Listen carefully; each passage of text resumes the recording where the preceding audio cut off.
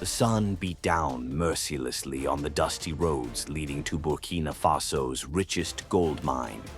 President Ibrahim Traoré arrived in his armored convoy, unaware that danger shadowed every step. Miners waved nervously from the edges of the pit, their eyes flickering with something more than excitement. A sudden explosion echoed in the distance, sending a plume of dust and smoke into the sky. Traoré's security detail tightened instantly, scanning the perimeter for the unseen threat. A sniper's rifle glinted briefly on a ridge, then vanished into the rocky terrain. Bullets ricocheted off the armored vehicles as chaos erupted in the mining yard. Workers screamed, scrambling for cover among machinery and crates of gold. Traoré dove behind his vehicle, adrenaline surging through his veins. Somewhere underground, deep in the mine shafts, an even darker secret stirred, unseen. Traoré's chief of security radioed frantically. "Sir, we have multiple points of fire. Move to the safe zone." Ignoring the chaos, Traoré scanned the crowd, determined to identify the instigator. A miner tripped over a cable, dropping a heavy lantern that shattered on the concrete floor. Sparks ignited near the fuel storage, sending a wave of panic through the compound. Traoré barked orders, his voice cutting through the pandemonium like a knife. "Evacuate the miners. Lock down the entrances." Amid the confusion, a shadowy figure disappeared into the mine's entrance. Security followed cautiously, torches bouncing off damp walls as they descended. The mine was eerily silent, only the drip of water echoing in the tunnels. Suddenly, a hidden chamber revealed itself, walls lined with clandestine mining equipment. A stash of unregistered gold bars glimmered under the torchlight. Traoré's eyes narrowed. This was no ordinary mine. Someone had been hoarding wealth illegally, funding a network of underground operatives. A voice crackled over the radio. "Sir, we've neutralized the sniper, but there's more we don't understand." Traoré pressed further into the labyrinthine tunnels, sensing the gravity of the situation. He paused at a junction where fresh footprints led to a collapsed section. Dust fell as the walls groaned ominously, hinting at recent sabotage. Traoré touched the wall cautiously, revealing an improvised mechanism hidden in the stone. With a click, a secret passage opened into a subterranean vault. Inside, crates of weapons, forged documents, and encrypted drives indicated a massive conspiracy. "This is bigger than an assassination," Traoré muttered under his breath. He signaled his team to secure the area and gather evidence. Outside, the media captured footage of the chaos. The explosion replayed endlessly on live television. Questions of corruption and secret dealings began spreading faster than the smoke above the mine. Traoré, however, remained focused on the underground labyrinth. Every step revealed a network of tunnels linking multiple mining sites across the region. The assassination attempt had been a diversion. Something far more dangerous was buried below.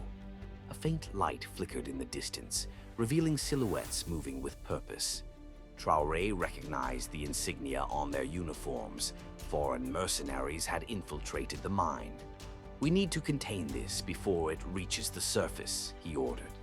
The team split up, communicating silently with hand signals and radios. Traoré advanced cautiously, his heart pounding with every echoing step.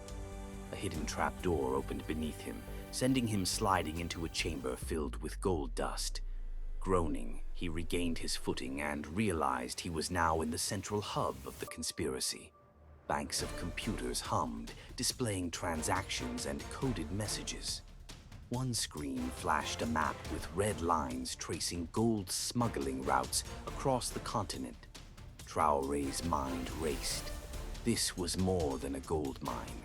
It was the artery of a shadow economy. The mercenaries emerged from the shadows, weapons drawn. Traoré's security team engaged in a firefight, echoing through the tunnels like thunder. Sparks flew as bullets ricocheted off metal crates, illuminating desperate faces. Traoré dove behind a stack of gold crates as a bullet shattered the console next to him. He saw a mercenary signaling to others with a small, handheld device. The device emitted a high-pitched frequency, triggering hidden defenses in the mine. Traps activated, collapsing beams, swinging cables, and sudden gas leaks filled the tunnels. Traoré motioned his team forward through a narrow side passage.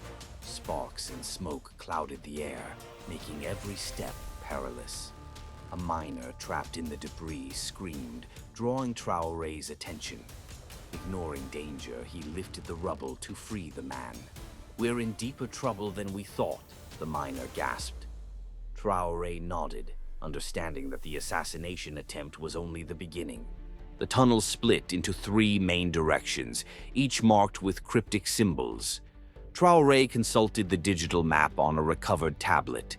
The red lines converged at a location labeled Project Ouroboros.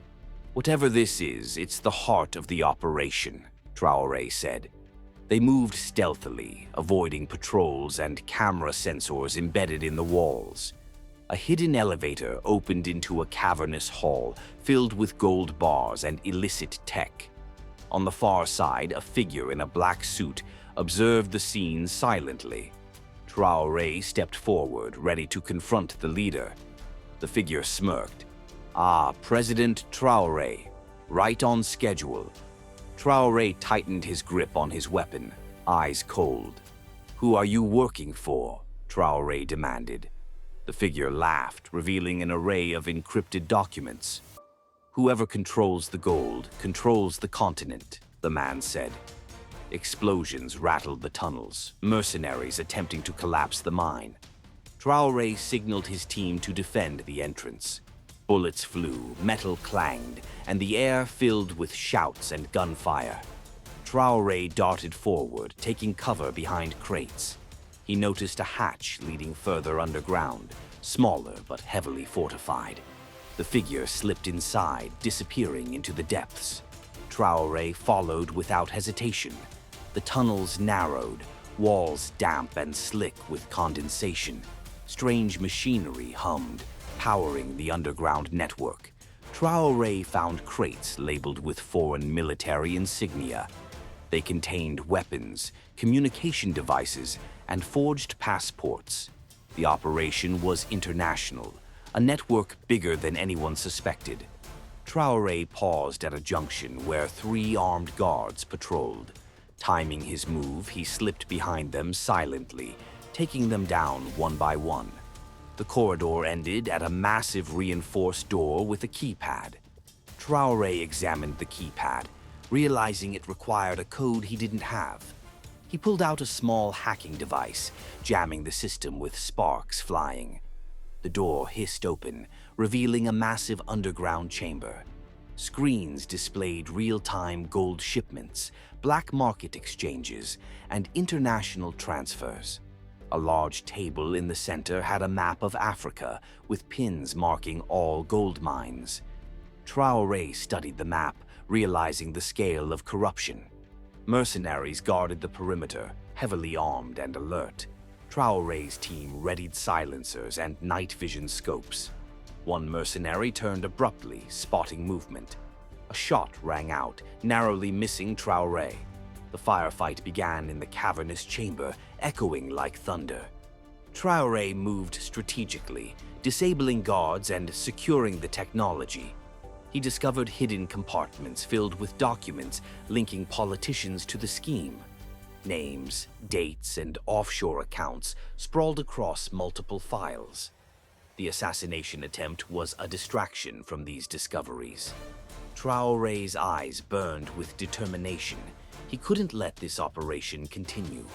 A hidden staircase spiraled further downward into darkness. Traoré descended, sensing he was approaching the true mastermind. The air grew colder, metallic, and thick with tension. At the bottom, a massive underground vault awaited, doors engraved with intricate gold patterns. A mechanical voice warned, "Authorized personnel only." Traoré ignored it, kicking the door open. Inside, hundreds of tons of unregistered gold glittered under harsh lights. Figures in suits and masks monitored the operation, unaware of his arrival. Traoré's team advanced, securing entrances and cutting off escape routes. The mastermind stepped forward, a familiar face from international media, gone rogue. "You shouldn't have come here," the man said, voice calm yet menacing. Traoré leveled his weapon. "This ends today." The mastermind smirked, pressing a hidden button on his console. Explosions shook the vault as automated defenses activated. Laser grids and swinging pendulums forced Traoré's team to dodge and regroup. Traoré calculated each move, pushing forward despite the chaos. He reached the central console, hacking it to disable traps. Sparks flew, alarms blared, but the automated defenses shut down. The mastermind attempted to flee with a suitcase of gold. Traoré intercepted him, a brief struggle revealing the man's desperation. With one precise move, Traoré disarmed the mastermind. He secured the documents and gold, ensuring no evidence was lost. Outside, helicopters arrived to extract them from the mine. Traoré surveyed the chaos, knowing the crisis had only just begun. Media swarmed the perimeter, broadcasting the mine's secrets to the world.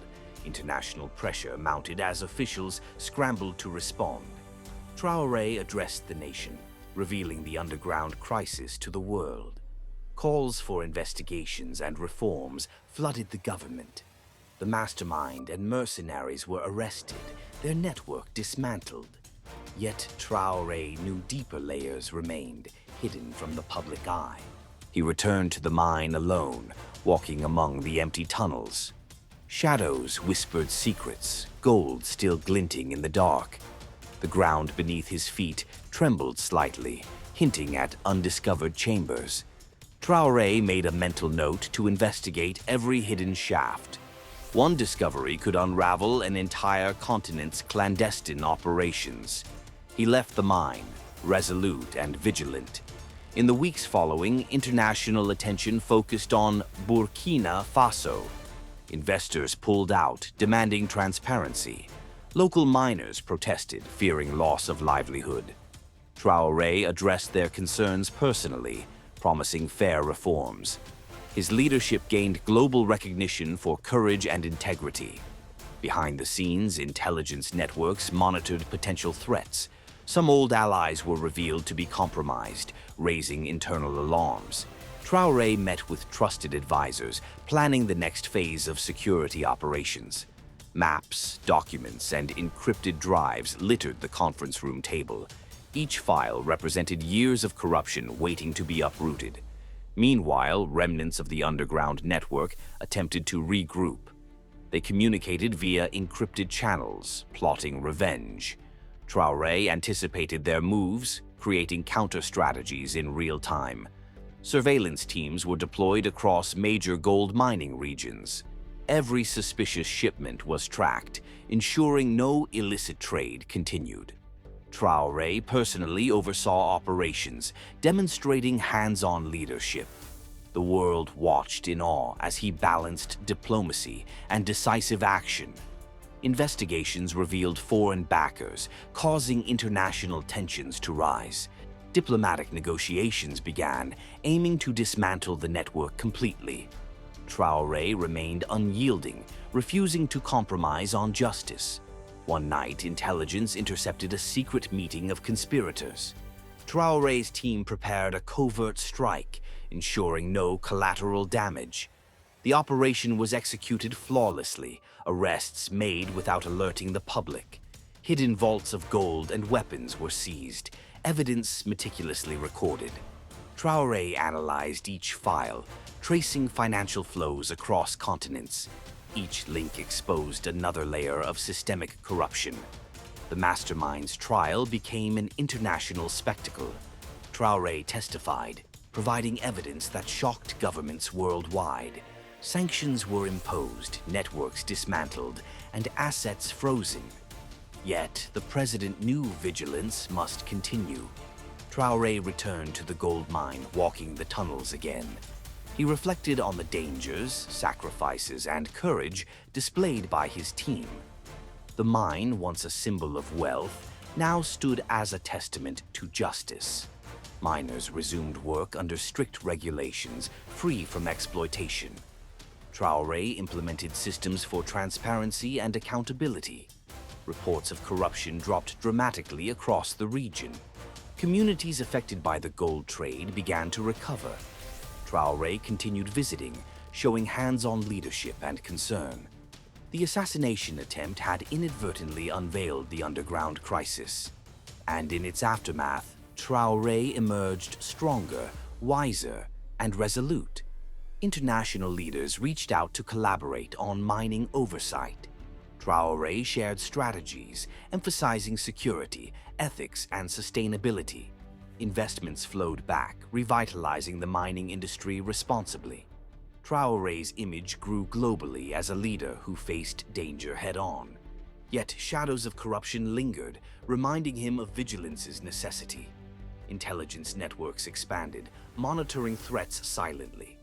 Traoré trained his security teams, preparing them for future crises. Diplomats praised his proactive approach to complex international threats.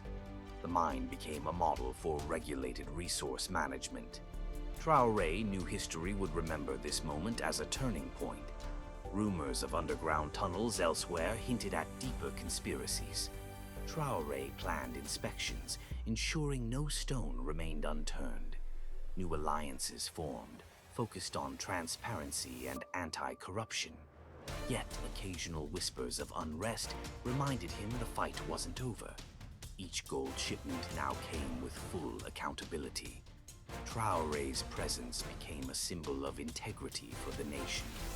The assassination attempt that nearly claimed his life had instead revealed a new path. Through courage, intelligence, and decisive action, the underground crisis was exposed. Traoré stood at the mine's entrance, sun setting over the horizon, vigilant and unyielding. He knew that the battle for justice had only begun, but for now, victory belonged to truth.